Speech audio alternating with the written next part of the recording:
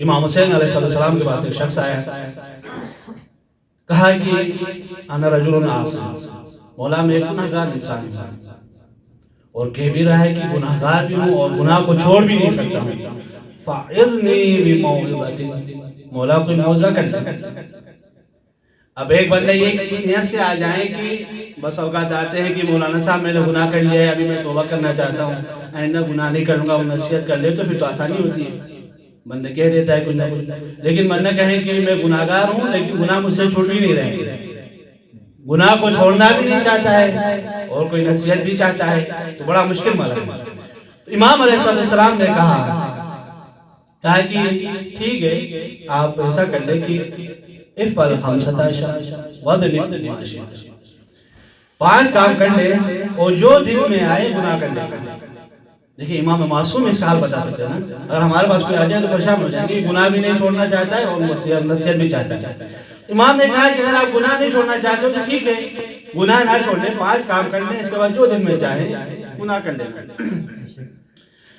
پہلی چیز کہا کہ لا تعقل رزق اللہ واذنب ما شئت، رزق الہی نہیں کھانا اور جو چاہے گناہ کرنا۔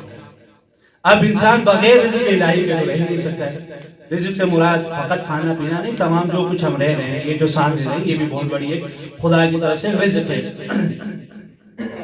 اب اگر انسان کو خدا نہ کرے وینٹیلیٹر پہ آ جائے یا مصنوعی سانس دینا پڑے تو پھر پتہ چل جاتا ہے۔ کہا جاتا ہے کہ کسی شخص کے بارے میں غیر مسلم تھا کہ جب آخری جو نا اس کی حالت زیادہ خراب تھی، بیمار زیادہ ہو گیا، جب اس کو مصنوعی سانس دی گئی اور مصنوعی سانس کے ذریعے سے کچھ عرصہ اس کے بعد پھر ٹھیک ہوا، جب بہرحال پورے واقعے مقصد جب وہ واپس آیا، آگے جب اس نے حساب کر لیا تو لاکھوں کے حساب سے اس کا خرچہ آیا تھا اس سانس جو مصنوعی وینٹیلیٹر پہ رکھا گیا تھا اس کی وجہ سے۔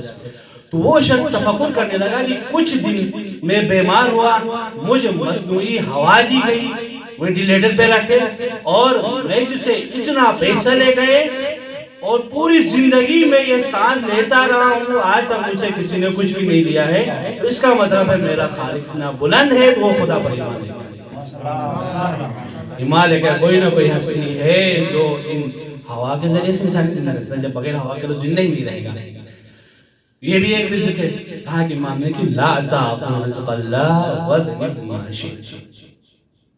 دوسری چیز کہا کہ اخرج من ولایت اللہ واذنب ما شئت، ولایت الہی سے نکل جاؤ، جو دل میں چاہیں آئے گناہ کر لے۔ اب انسان ولایت الہی سے نکل کے کہاں جا سکتا ہے؟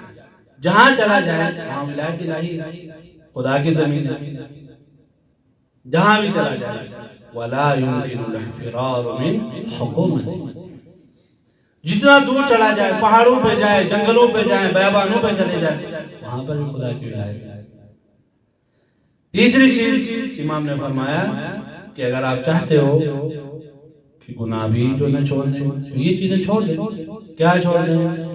کہا کہ اذا جاءك ملک الموت لیقبض روحک، جب فرشتہ آ جائے آپ کا روح قبض کرنے کے لیے، فادفعه عن نفسك واذنب ما شئت، اس کو خود سے دور کر لے اور جو دل میں آئے جو چاہے گناہ کر لے، یہ بھی ممکن ہی نہیں ہے۔ ملک الموت کو کوئی روک ہی نہیں سکتا، وہ کسی سے پوچھے بغیر آگے روح کو قبض کر لیتا ہے، کسی کے در پہ آگے دق الباب نہیں کر لیتا ہے۔ ہر کسی کے روح بغیر پوچھے ملک الموت نے قبض کر لیا، تو یہ ہو ہی نہیں سکتا۔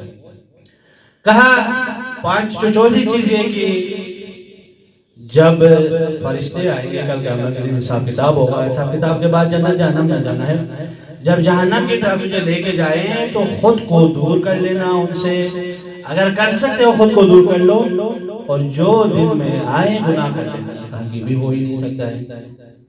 فرشتے خدا کے حکم کے مامور ہیں اور وہ مجھے چھوڑ ہی نہیں سکتے۔ انہی کلمات کے ساتھ دعا کرتے خدا کی بارگاہ میں، پروردگار ہماری اس قلیل سی عبادت کو اپنے بارگاہ میں قبول فرما۔